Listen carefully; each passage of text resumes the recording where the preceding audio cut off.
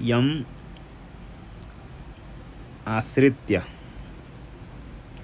जिसको आश्रित करके, आश्रय करके,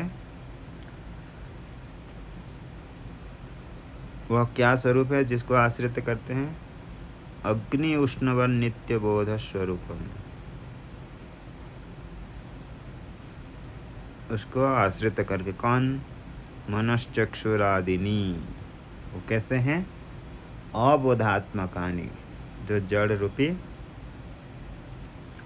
मनश्चक्षुरादि हैं। प्रवर्तन्ते, आश्रित्य प्रवर्तन्ते, आश्रित होकर के प्रवृत्त होते हैं। वह कैसा है? निष्कंपम, विक्रिया रहित, क्रिया रहित, जो नित्य उपलब्धि स्वरूप आत्मा अहम, मैं वह नित्य उपलब्धि स्वरूप आत्मा हूँ। ऐसे इसका अर्थ था, मूल अर्थ। टीका में चल रहे थे। तथा च यम आश्रित्य प्रवर्तन्ते चेष्टते यत् प्रकाशितानि स्वविषयादाने क्षमाणि भवन्ति सोहम इति अन्वयः। जिसको आश्रित करके मन चक्षु आदि अपने विषय में प्रवृत्त होते हैं, अपने विषय को ग्रहण करते हैं, वह मैं हूँ, ऐसा। आगे अग्नि उष्णवत्, अग्निर उष्णेन तुल्यम, अग्नि उष्णवत् यानी जैसे अग्नि ही उष्णेन तुल्यम इति अग्नि उष्णवत्, अग्नि उष्ण के समान भवति इति अग्नि उष्णवत्। अर्थात क्या अर्थ करना है कि अग्नि में उष्णता ऐसी नहीं, अर्थात अग्नि जैसे उष्ण स्वरूप है, ऐसा है। उष्णम यथा अग्निर न अतिरिच्यते, अग्नि में उष्णता है ऐसे नहीं, यानी जो उष्णता है अग्नि से अतिरिक्त नहीं है, इस प्रकार के स्वरूप। अग्निर नातिरिच्यते, उसमें कारण बता रहे हैं। अतिरिक्त, यदि अतिरिक्त मानेंगे तो उष्णता को अग्नि से अतिरिक्त मानेंगे तो क्या होगा? घटादिवत ततो अन्यत्रापि उपलभ्येत, जैसे अग्नि से अतिरिक्त घटादि अन्यत्र उपलब्धि होती है, घटादि का ज्ञान होता है। जैसे अग्नि है, अग्नि को छोड़ देंगे तो दूसरे जगह अग्नि से भिन्न स्थान पर घटादि होते हैं कि नहीं? होते हैं। परंतु अग्नि से भिन्न स्थल पर उष्णता का बोध होता है? नहीं। अग्नि जहाँ पर भी उष्णता होती है वह क्या है? अग्नि है। घटादिवत ततो अन्यत्रापि उपलब्ध्येत, जैसे घटपटादि अग्नि से अन्यत्र भी उपलब्धि उनकी होती है, इसी प्रकार उष्णता की उपलब्धि अग्नि से व्यतिरिक्त अन्यत्र कहीं पर नहीं होती। यह तद्व्यतिरेकेण न उपलभ्यते उष्णम, इसलिए अग्नि से व्यतिरेक अग्नि के बिना उष्णता की उपलब्धि कहीं पर भी नहीं होती है। ततो अग्नि स्वरूपमेव, इसलिए उष्णता क्या है? अग्नि के स्वरूप ही है। इसी प्रकार जो परमात्मा भी है, वह भी आत्मा भी, वह ज्ञान स्वरूप ही है, नित्य बोध स्वरूप है। इसका कहने का तात्पर्य यही होगा कि जैसे वैशेषिक आदि लोग आत्मा को नित्य ज्ञान स्वरूप नहीं मानते हैं, लेकिन परंतु आत्मा में ज्ञान आके रहता है, ऐसे मानते हैं।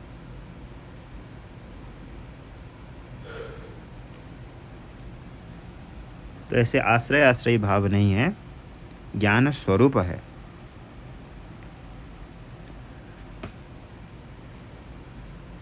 वेदांत में आत्मा क्या है? चैतन्य स्वरूप है। चैतन्य यानी ज्ञान स्वरूप।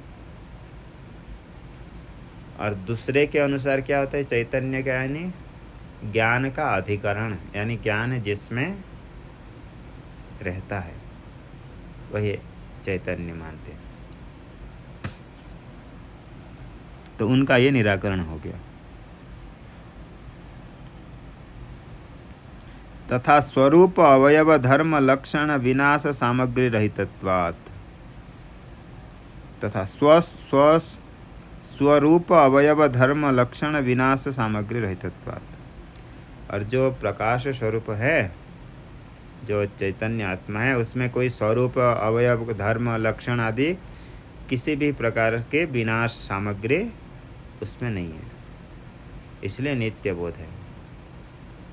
जैसे अन्य मत में चैतन्य स्वरूप बोध ज्ञान स्वरूप मानेंगे तो ज्ञान अभी होता है, कुछ देर बाद ज्ञान नष्ट हो जाता है, तो उत्पत्ति विनाश धर्म वाला हो गया। आत्मा कैसे धर्म वाला हो गया? उत्पत्ति विनाश। क्योंकि आत्मा में कौन सा धर्म रहा? ज्ञान। आत्मा में ज्ञान रूपी धर्म रहा, उत्पत्ति विनाश धर्म। और जब ज्ञान नष्ट हो गया तो उसके धर्म नष्ट हुआ कि नहीं? आत्मा के नष्ट हो गया, तो उत्पत्ति और विनाश धर्म वाला हो जाएगा ज्ञान। ये आत्मा इसके लिए कह रहे कि नहीं, ऐसा विनाश सामग्री रहितत्वात्, इसमें कोई भी उत्पत्ति विनाश सामग्री उसमें है ही नहीं।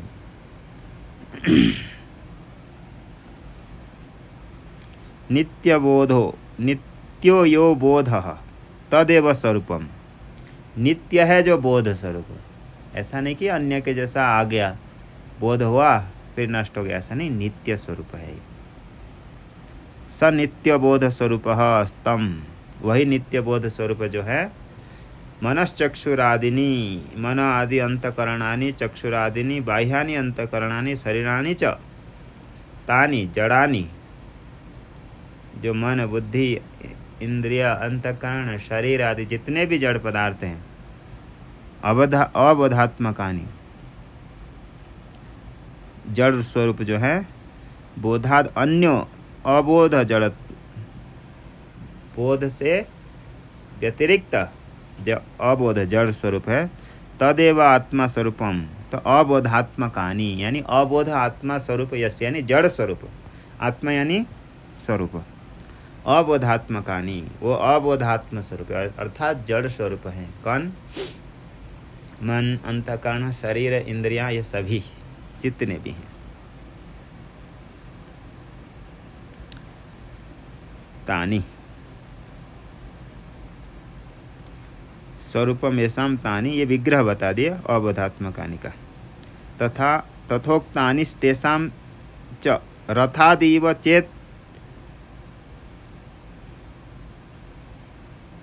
चेतन प्रवर्तकम, मिला के दे दिया है ना, रथादिवत चेतन प्रवर्तकम, जैसे रथादि को चेतन प्रवृत्त करता है, ऐसे इन शरीर इंद्रियां इनको भी चेतन आत्मा प्रवृत्त करती है। बिना प्रवृत्ति न संभवती नित्यबोध स्वरूप आत्म प्रेरिता प्रवर्तते। बिना प्रवृत्ति के इनमें कोई भी व्यापार नहीं होता है, चेतन रूपी आत्मा से प्रेरित होकर के ही ये सभी प्रवृत्त होते हैं। स्वरूप कैसे प्रवृत्त करती है आत्मा? स्वरूप सत्ता मात्रेण एवं अयस्कांत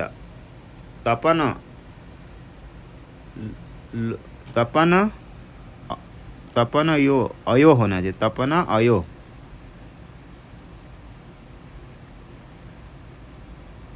तपनयो हो, लोह का प्रवृत्ति। अच्छा, तपनयो हो है, आगे अलग अलग करना है यहाँ से, यदि आप लोग पुस्तक देख रहे हैं तो। स्वरूप सत्ता मात्रेण एवं, स्वरूप सत्ता मात्र से ही प्रवृत्त कराती है। कैसे? अयस्कांत तपनयोः, जैसे अयस्कांत यानी चुंबक, तपन यानी सूर्य। जैसे अयस्कांत चुंबक किसको प्रवृत्त कराता है? लोहे को। चुंबक को ले आएंगे तो लोहे चुंबक के तरफ खिंच जाता है, और जैसे उसमें लोहा में प्रवृत्ति हो जाती है, इसी प्रकार तपन सूर्य लोक को जैसे प्रवृत्ति करती है, ऐसे ही अयस्कांत तपनयोर लोह लोक प्रवृत्ति हेतुत्ववत् प्रवृत्ति हेतुत्वम। इसी प्रकार के प्रवृत्ति समझना चाहिए, न तो काय वाग व्यापारवत्वम, ना कि आत्मा स्वयं वाणी से शरीर से प्रवृत्ति कराती है इन सबको कि तुम अपने काम में लग जाओ, ये करो। इस प्रकार से प्रवृत्ति आत्मा नहीं कराती। क्यों? उसको बता रहे हैं। काय वाग व्यापारवत्वम विक्रियायाम विनैव प्रवर्तकत्वम दर्शयति। इसी बात को आगे और दिखा रहे हैं कि कैसे बिना शरीर आदि के प्रवृत्ति हैं, क्योंकि वो निष्कंपम, आगे कह रहे निष्कंप निर्गतः कंप क्रियायाः यस्मात् स तथोक्तः, यानी निष्कंपम एकम जो आया है मूल श्लोक में, कि जो आत्मा निष्कंप है उसमें कोई क्रिया आदि व्यापक होने से नहीं है, तो कैसे प्रवृत्त कराएगी?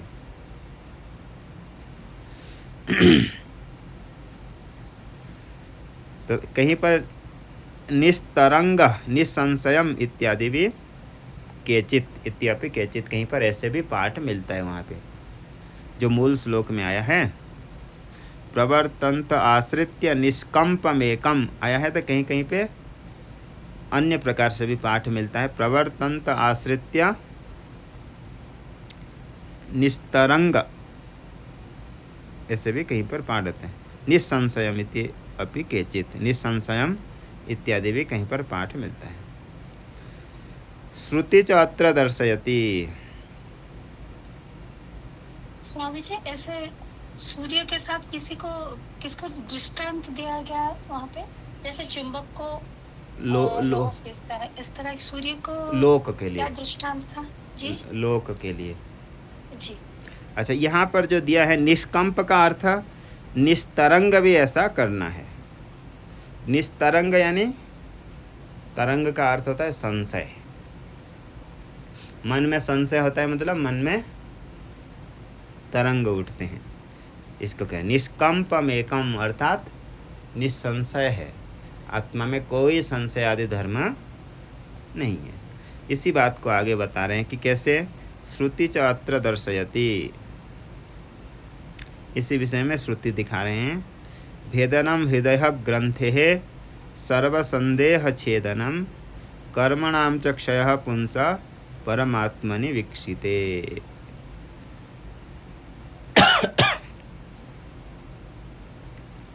कर्मणाम च क्षय पुंसः, जब परमात्मा का साक्षात्कार होता है, आत्म साक्षात्कार होता है, तो कर्मणाम च क्षय पुंसः, कर्म का सकल कर्म का क्षय हो जाता है। प्रारब्ध तो भोग से होगा, वास्तव में ऐसे भी विचार करते ज्ञानी के लिए प्रारब्ध भी नहीं। तो कर्मणाम च क्षय पुंसः परमात्मनि वीक्षिते, सभी कर्म का क्षय हो जाता है परमात्मा के साक्षात्कार से।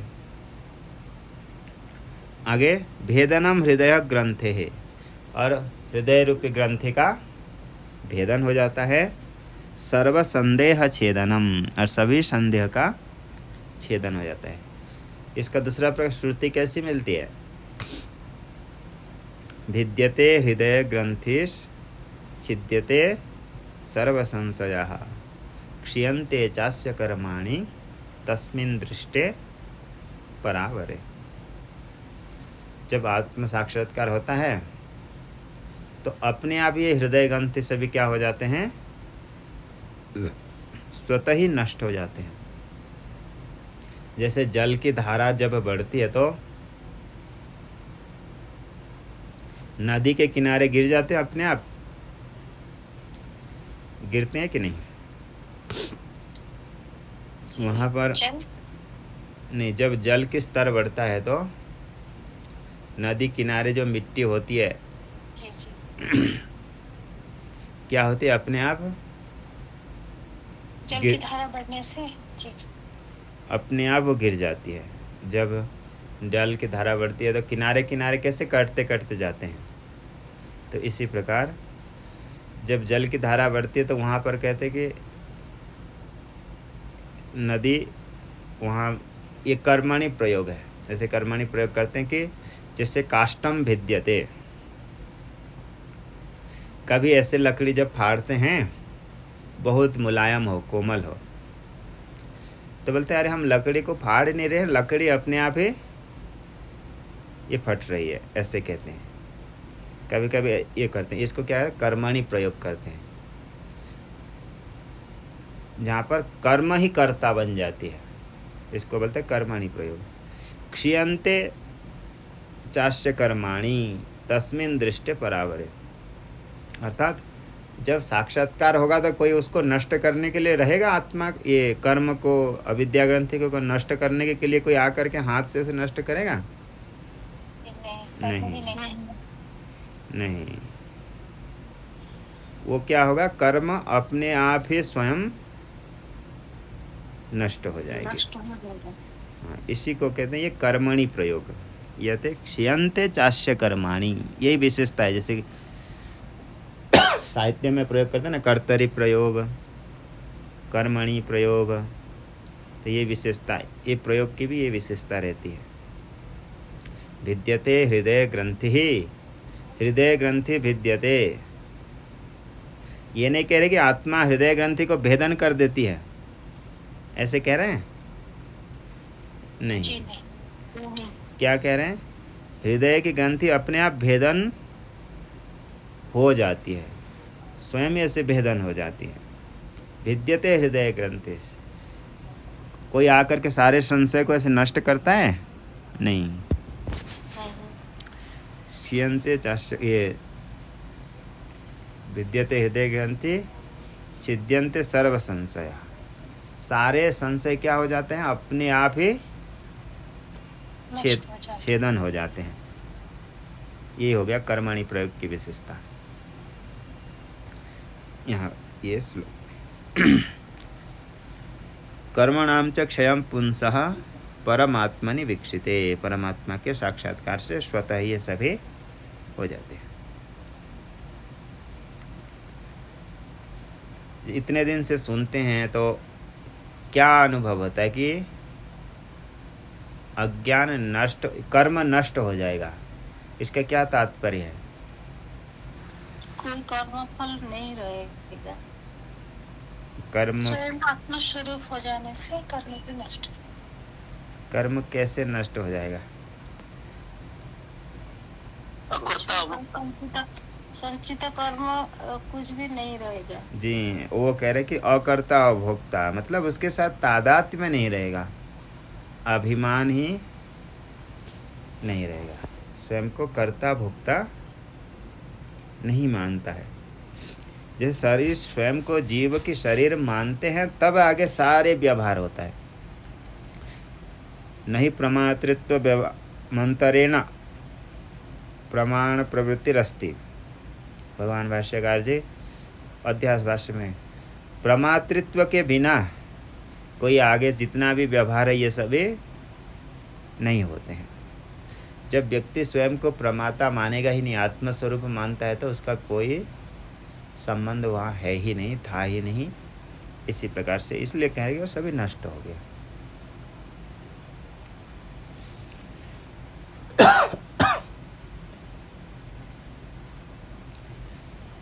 आगे एक एव भूतात, आगे नहीं, एवं कीटादि ब्रह्मांतेषु अनुगतत्वम् एको देवः सर्वभूतेषु गुण इति श्रुते। एवं इसी प्रकार सभी हृदय में वो एक ही परमात्मा है, जिसको स्वरूपो हम आत्मा ऐसे कहा जा रहा है।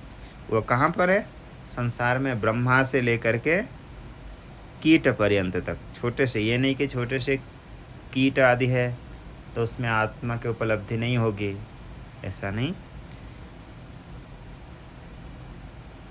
एवं कीटादि ब्रह्मांतेषु, कीट से लेकर के ब्रह्मा पर्यंत तक। अनुगतत्वम एको देवः, अनुगत है कौन? एको देवः सर्वभूतेषु गूढ़ः। श्वेतश्वेताश्वर उपनिषद में इति श्रुते है, एको देवः सर्वभूतेषु गूढ़ः सर्वांतर्यामी, ऐसे करके वहाँ साक्षिश्चेता केवलो निर्गुणश्च, ऐसे वहाँ पे आता है। एक एव भूतात, ये ब्रह्म बिंदु उपनिषद का, उसको दोबारा और भी बता रहे हैं। एक एव तो भूतात्मा भूते भूते व्यवस्थितः इति श्रुतेश्च। इसका आगे अंश है, इसका आगे का अंश आता है दृश्यते बहुधा चैव जलचंद्रवत, ऐसे आता है। दृश्यते बहुधा चैव जलचंद्रवत, जैसे जल में चंद्रमा अनेक प्रकार से दिख, जितने जल हैं उतने जगह पे चंद्रमा दिखते, एक ही चंद्रमा। एकदा बहुधा चैव दृश्यते जलचंद्रवत, इसी प्रकार इति श्रुते है। यहाँ तक तो विचार हो गया, आगे फिर अन्यों का निराकरण कर रहे हैं।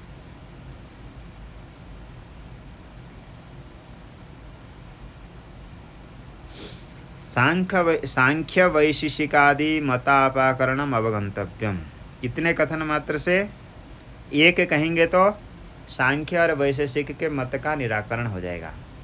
वेदांत में कितनी आत्माएं हैं?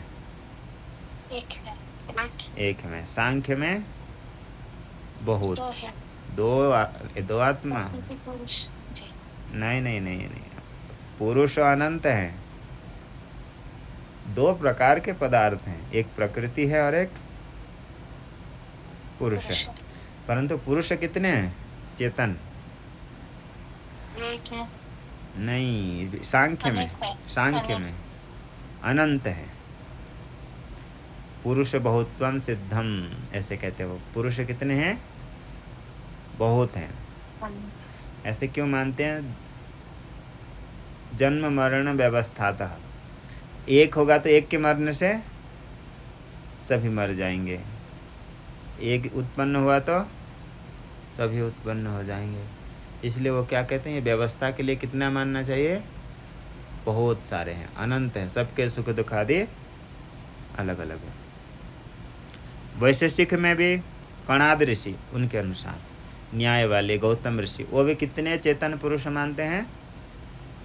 अनंत, बहुत मानते हैं, एक नहीं मानते, अनंत मानते हैं। तो उनका निराकरण हो जाएगा। कौन से किसके कथन से? एक एव तु भूतात्मा भूते भूते व्यवस्थित इति श्रुति से एकम, ऐसे कहने से चैतन्य आत्मा कितनी है? एक ही है। ऐसे कहेंगे तो उनके मत का निराकरण हो गया। ननु चेतनाधीना जड़ प्रवृत्ति उक्तम तथा च आत्मनश्चेतनत्व किम प्रमाणम। आपने क्या कहा? जो मन चक्षु आदि इंद्रियां हैं, शरीर आदि सभी अबोधात्मकानी, अर्थात जो जड़ स्वरूप है, उसमें प्रवृत्ति किसको लेकर के होती है? चेतन आत्मा को लेकर। पहले चेतन आत्मा में, वो जो आत्मा चेतन है, इसमें क्या प्रमाण है ये पूछ रहे हैं। ननु चेतनाधीना जड़ प्रवृत्ति रीति उत्तम तथा च आत्मनश्चेतनत्व, आत्मा चेतन है, इसमें क्या प्रमाण है? किम प्रमाणम इति चेत, इसके लिए कह रहे हैं श्रुति प्रमाण है, शास्त्र प्रमाण है। साक्षिश्चेता केवलो निर्गुणश्च इति आगमस्य एव तत्प्रमाणत्वात्। साक्षिश्चेता केवलो निर्गुणश्च, शास्त्र ही प्रमाण है। दूसरा क्या प्रमाण हो सकता है बताइए?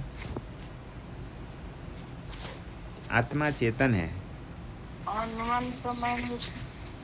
हाँ, अनुमान प्रमाण हो सकता है, लेकिन कोई अनुमान जड़ भी तो जड़ है, ऐसा भी तो अनुमान कर सकता है।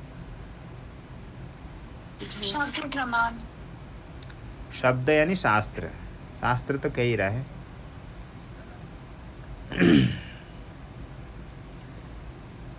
प्रत्यक्ष प्रमाण। प्रत्यक्ष कैसे? आपको अपने आप को चेतनता का अनुभव होता है, इसलिए। लेकिन स्वयं के अनुभव को तो शरीर रूप से मानते हैं, स्वयं के अनुभव से चेतनता नहीं पता चलेगी। नहीं तो इतने बड़े वेद को प्रमाण मानने वाले कुमारिल भट्ट, वो आत्मा को क्या मानते हैं? जड़ मानते हैं। उसमें ज्ञान आने से उसमें चेतनता आती है। तो बोल रहे हैं कि नहीं, शास्त्र ही प्रमाण है।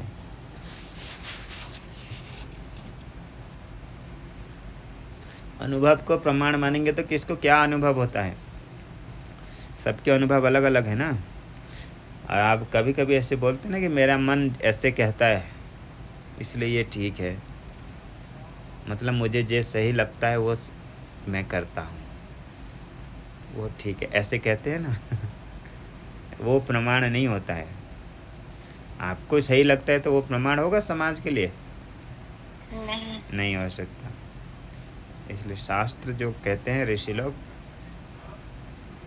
वो प्रमाण माना है। आगे, साक्षिश्चेता केवलो निर्गुणश्चैति आगमस्यैव तत्प्रमाणत्वात्। चैतन्य में प्रमाण कौन है? शास्त्र, आगम ही है। बोध शब्देन अपि तस्यैव अभिलापात्। अब बोध भी शब्द कह रहे हैं, बोध का अर्थ ज्ञान, चेतन होता है, उसका ही कथन हो रहा है। ननु तर्हि तद्धर्मा पुरुष इति चेत। तो चेतन नहीं मान करके चेतन का धर्म मान लो, ये कह रहे हैं। पूर्व पक्षी क्या कह रहा है? चेतन नहीं मानो, जैसे न्याय वालों का बता रहे थे अभी, चेतन नहीं है लेकिन चेतन का धर्म है, यानी स्वतः चेतन नहीं है, आत्मा में ज्ञान होने से चेतन लगता है, ऐसा मान लो।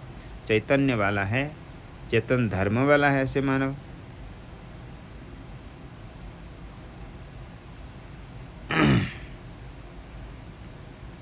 ननु तर्हि तद्धर्मा पुरुष इति चेत। चैतन्य धर्म मान लो।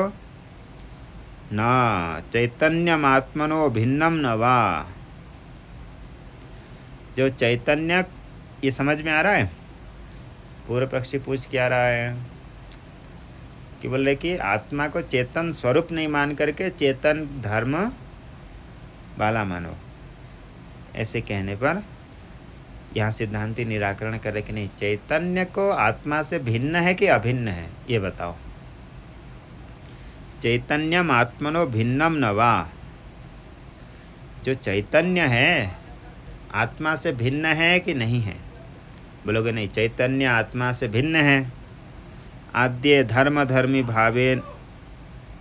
भावो न स्यात्। यदि चैतन्य आत्मा से भिन्न हो जाएगा तो धर्म धर्मी भाव नहीं हो पाएगा। ये समझ में आ रहा है कि दोबारा बताएं? चलेगा? यहाँ तक पूर्व में ये बता दिए, सिद्धांति ने कहा कि आत्मा जो है स्वयं ज्ञान स्वरूप है, चैतन्य रूप है, बोध है, ऐसे शास्त्र में आया। तो यहाँ पे संशय करके पूर्व पक्षी पूछ रहा है, ऐसे मानने वाले बहुत लोग हैं, ये ऐसे कल्पना नहीं कर रहे हैं, ऐसे बड़े बड़े दर्शन हैं जो लोग ऐसे मानते हैं। तो उन्हीं के बात को लेकर के यहाँ पे कह रहे हैं, चैतन्य नहीं मानो अपितु चैतन्य के धर्म वाला मानो, यानी चैतन्य उसमें रहता है, प्रकाश उसमें ज्ञान रूपी वहाँ ज्ञान रहता है, ऐसा मानो। चैतन्य धर्म वाला है, चैतन्य स्वयं नहीं है, ऐसा कहा पूर्व पक्षी। तो सिद्धांति निराकरण करेगा, इति चेत न, ऐसे नहीं कह सकते। क्यों? वो विकल्प करके पूछ रहा है, आप जिस चैतन्य को आत्मा से भिन्न मानते हो कि अभिन्न मानते हो, ये पूछ रहे हैं। बोले यदि चैतन्य को आत्मा से भिन्न मानेंगे तो, चैतन्य को आत्मा से भिन्न मानेंगे तो क्या होगा? धर्म धर्मी नहीं होंगे। जहाँ धर्म धर्मी होते हैं वहाँ भिन्न नहीं होते हैं। जैसे उदाहरण दे रहे हैं, ऋक्ष सिंहयोरिव, एक है भालू, भालू तो समझते हैं, रिक्ष, और एक है सिंह। कौन किसका धर्मी, कौन धर्म है, कौन धर्मी है? कोई धर्म धर्मी नहीं है, नहीं। दोनों अलग अलग हैं। भालू अलग रहता है, सिंह अलग रहता है, कहीं रहते हैं दोनों, वो धर्म धर्मी नहीं है। दो अलग पदार्थ में धर्म धर्मी होंगे? नहीं हो सकता। नहीं होंगे। यदि चैतन्य आत्मा का धर्म होगा, यदि भिन्न होगा, तो उसका धर्म नहीं बन पाएगा। जैसे कि भालू का धर्म सिंह बनता है? नहीं। नहीं। इसी प्रकार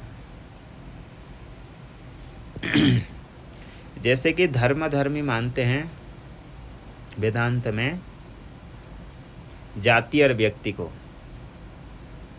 ऐसे तो जाति नहीं मानते, उसको धर्म मान लेते हैं। अथवा गुण और गुणी को, गुण और गुणी को क्या कहते हैं? धर्म धर्मी। गुण हो जाएगा धर्म और गुणी होगा धर्मी, धर्म धर्मी होते हैं। दोनों भिन्न नहीं होते हैं। जैसे कि आप पुष्प को, उस पुष्प के गुण को उससे अलग नहीं कर सकते। पुष्प से पुष्प के गुण को अलग नहीं कर सकते। कभी कभी कपड़े से रंग तो छूट जाता है ना,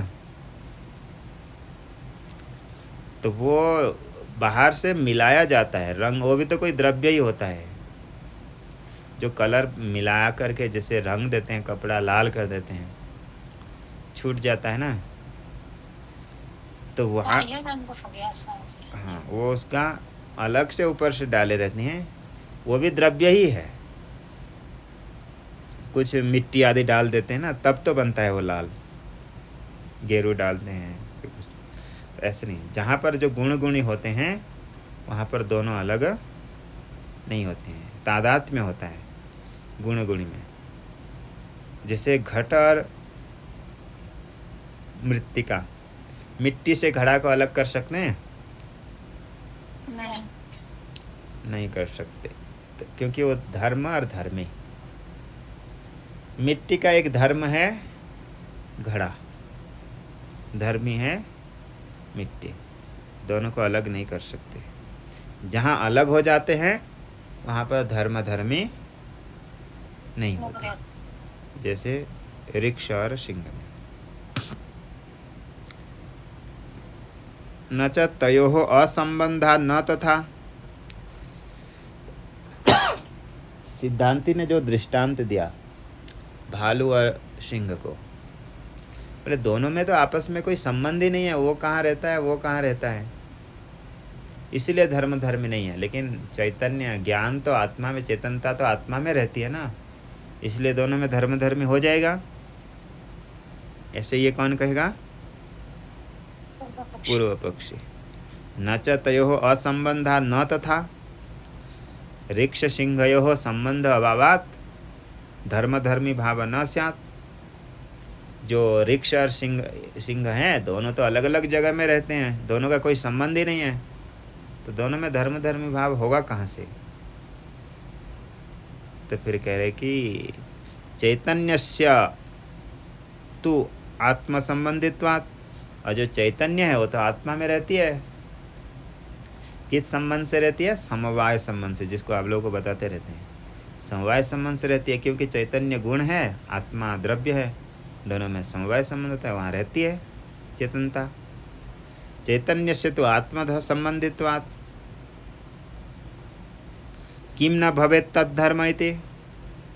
तो चैतनता आत्मा के धर्म क्यों नहीं बने? इसके ऊपर कह रहे इति न च वाच्यम। बोले चेतनता और आत्मा में कौन से संबंध से रखोगे? आप कह रहे हो ना आत्मा और आत्मा में चेतनता रहती है। बोले कोई वस्तु किसी में रहने के लिए कोई संबंध चाहिए कि नहीं चाहिए?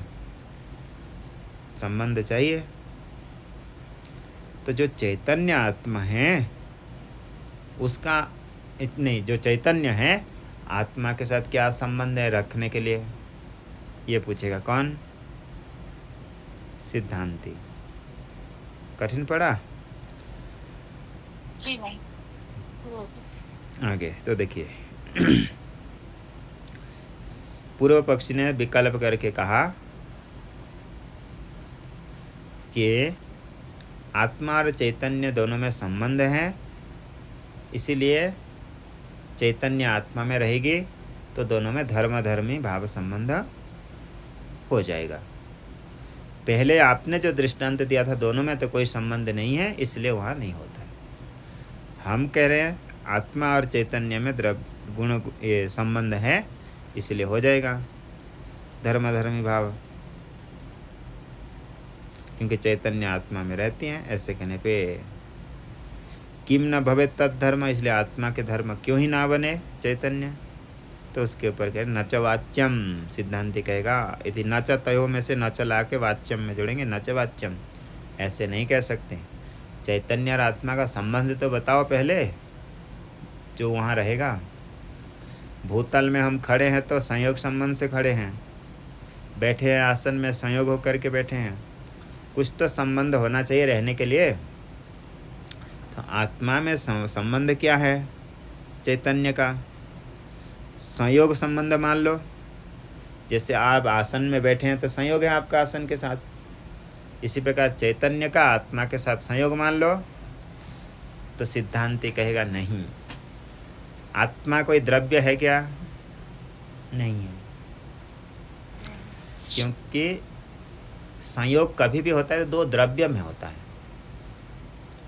आत्मा तो कोई द्रव्य है ही नहीं। शास्त्र में निराकरण क्या है? किसी भी प्रकार के वो द्रव्य है ही नहीं, तो उसमें कोई संयोग हो सकता है?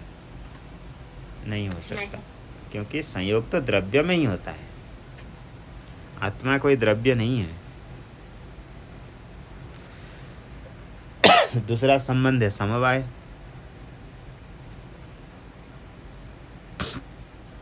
बोले संयोग द्रव्य धर्मत्वात् चैतन्यस्य भवेत् भवन्मते गुणत्वात्।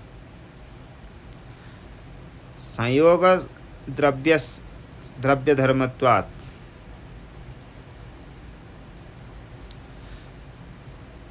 आपके अनुसार भी संयोग नहीं हो सकता है। ये थोड़ी सी कठिन पड़ेगा। चैतन्य जो है आत्मा में रहती है, और जो पूर्व पक्षी है यहाँ पर न्याय वैशेषिक वाला, उनके अनुसार चैतन्य क्या है? गुण है, और आत्मा क्या है? द्रव्य है। तो आत्मा द्रव्य, नौ द्रव्य में आत्मा आती है, और चैतन्य गुण है, ज्ञान रूप गुण है। तो दोनों में संयोग तो हो ही नहीं सकता किसी भी हाल में, आपके अनुसार भी। हमारे अनुसार तो होगा ही नहीं, आपके अनुसार भी संयोग नहीं होगा, क्योंकि दो द्रव्य में संयोग मानते हैं, और आप चैतन्य को तो गुण मानते हो, आत्मा को द्रव्य मानते हो। संयोग द्रव्य धर्मत्वात्, संयोगस्य द्रव्य धर्मत्वात्, क्योंकि संयोग तो द्रव्य का धर्म है, अर्थात कभी भी संयोग रहेगा तो द्रव्य में रहेगा। और चैतन्यस्य भवन्मते गुणत्वात्, और आपके अनुसार तो आप क्या मानते हो? चैतन्य को तो गुण मानते हो, तो आप संयोग तो होगा ही नहीं। तो ठीक है, फिर हम समवाय मान लेंगे, क्योंकि हमारे अनुसार तो होगा, समवाय मानते हैं हम, क्योंकि आत्मा द्रव्य है और चैतन्य गुण है, द्रव्य और गुण में समवाय संबंध हो जाता है। इस ऐसे कहेगा पूर्व पक्षी। तो फिर सिद्धांति नापि समवायः, समवाय संबंध मान लेंगे बोलेंगे, तो सिद्धांति कहेगा नहीं, समवाय संबंध भी आप नहीं मान सकते, क्योंकि आपका ही कथन क्या है? जहाँ गुण होता है और गुणी होते हैं, दोनों में समवाय संबंध होता है। ये बताए हैं, जाति, व्यक्ति, गुण, गुणी, आगे द्रव्य, क्रिया, इन सभी में समवाय संबंध है। आत्मा कोई द्रव्य, गुण आदि कुछ है? नहीं है, कुछ भी नहीं है, ना द्रव्य है, ना गुण है, ना जाति है, ना व्यक्ति है, कुछ भी नहीं है ऐसा जिसको आप समवाय संबंध मान सकते हो, क्योंकि शास्त्र में निषेध किया है। आत्मा में कोई द्रव्य गुण आदि ऐसा कुछ भी नहीं है। नापि समवायः तस्य गुण गुणी जाति व्यक्ति धर्मत्वात्, क्योंकि समवाय का धर्म, समवाय किसका धर्म है? गुण गुणी जाति व्यक्ति इन सभी का धर्म है। तद विपरीते आत्मनि तद असंभवात्, जो जाति गुण व्यक्ति इन सब से विपरीत है आत्मा, तो उसमें समवायत्व संभव है ही नहीं समवाय। तथा ही न आत्मा द्रव्यम, बोले आत्मा द्रव्य नहीं है, अनुमान दे करके बता रहे हैं। देखिए कह रहे हैं कि आत्मा द्रव्य नहीं है। क्यों? हेतु दे रहे, अस्थूलम अनण्वम अण्व अर्हस्वम अदीर्घम इत्यादि द्रव्य धर्म प्रतिषेधात्, क्योंकि शास्त्र में आता है, बृहदारण्यक में, ईशावास्य में, मुंडको आदि में, सभी में आता है कि आत्मा कोई स्थूल पदार्थ नहीं है, अणु नहीं है, ह्रस्व भी नहीं है, दीर्घ भी नहीं है। इसी प्रकार के सभी जितने भी द्रव्य के धर्म होते हैं, आपके पास कोई भी द्रव्य है मान लीजिए, उसमें कोई ना कोई परिमाण होता है कि नहीं होता है? होता है। जैसे घड़ा है तो कोई छोटा है, बड़ा घड़ा है, पुस्तक है तो बहुत मोटे पुस्तक रखे हैं या पतले से, कुछ तो परिमाण होता है, छोटा हो बड़ा हो, अथवा उसमें कोई रूप होता है, कोई ना कोई धर्म उसमें द्रव्य के धर्म होते हैं। परंतु आत्मा में किसी भी प्रकार के धर्म, द्रव्य में जो होने वाले धर्म उसमें नहीं है। इसलिए अस्थूलम अनण्वम ह्रस्वम अदीर्घम इत्यादि द्रव्य धर्म प्रतिषेधात् और साक्षात निर्गुणत्वोपदेशात्, शास्त्र में साक्षात निर्गुण कहा है, इसीलिए भी आत्मा कोई द्रव्य नहीं है। आत्मा द्रव्य नहीं है तो उसमें ज्ञान रूपी गुण रहेगा समवाय संबंध से? नहीं रहेगा। यहाँ तक हो गया। एक पंक्ति नहीं है, ठीक है, आगे तो पूरा नहीं होगा, इसलिए यहीं तक ही करते हैं। ओम पूर्णमद